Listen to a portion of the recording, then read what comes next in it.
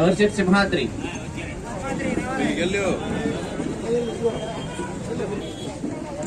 Simhadri ఎట్లాగాలి Krupamani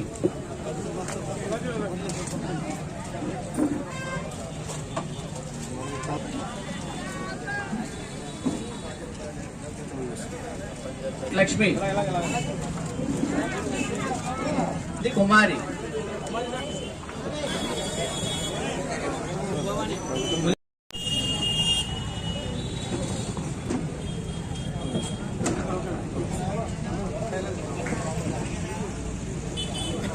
mothership Simhadri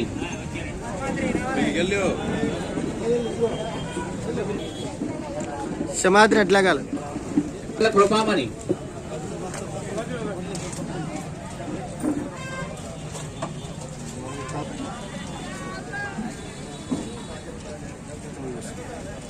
Lakshmi కుమారి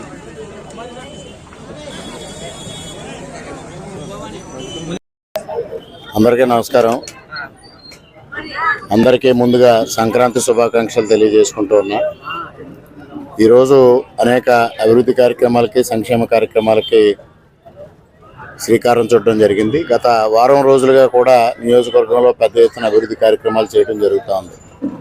నిన్న ఒక్కరోజు పెదపూడి మండలం రంగంపేట మండలంలో కలిసి దాదాపు 2 కోట్ల రూపాయలు విలువ చేసే అభివృద్ధి కార్యక్రమాలకు శ్రీకారం చుట్టడం జరిగింది. మొన్నటి రోజున గొల్లల మావిడాల్లో 1,30 లక్షల రూపాయలతో అభివృద్ధి కార్యక్రమాలకు శ్రీకారం చుట్టడం జరిగింది.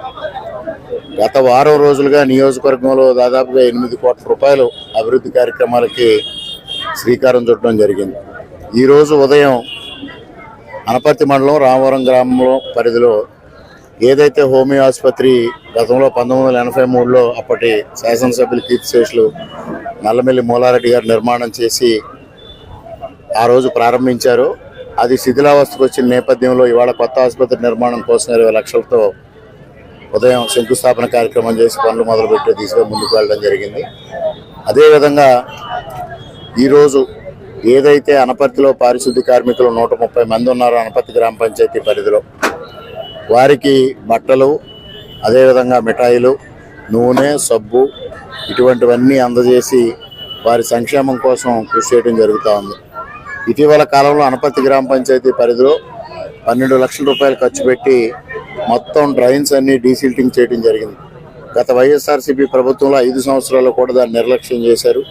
అదేవిధంగా ఇవాళ ఏదైతే కాకినాడ రాజమండ్రి కెనాల్ రోడ్డు ఉందో ఆ కెనాల్ రోడ్డు అభివృద్ధి కార్యక్రమాలు జరుగుతున్న నేపథ్యంలో హైబర్ మీద అయితే అటుపక్క ఇటుపక్క ఉందో దాన్ని తొలగించడం కోసం గ్రామ పంచాయతీ నుంచి 5 లక్షల రూపాయలు ఖర్చు పెట్టి ఆ హైబర్ మనం తొలగించడం జరిగింది.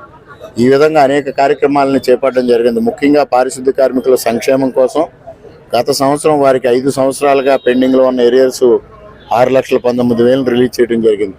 ఇవాళ మధ్యాహ్నం మరలా పెదపూడిలో దాదాపు 1,50 లక్షల రూపాయలతో అభివృద్ధి కార్యక్రమాలకు శ్రీకారం చుట్టడం జరుగుతూ ఉంది.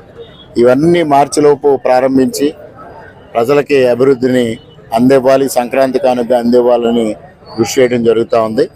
ఈ విధంగా అభివృద్ధిని సంక్షేమాన్ని మేళవించి ఇవాళ సుపరిపాలన అందించే దిశగా కూటమి ప్రభుత్వం కృషి చేస్తూ ఉందని తెలియజేసుకుంటూ అందరికీ మరొక మారు సంక్రాంతి శుభాకాంక్షలు తెలియజేసుకుంటూ సెలవు.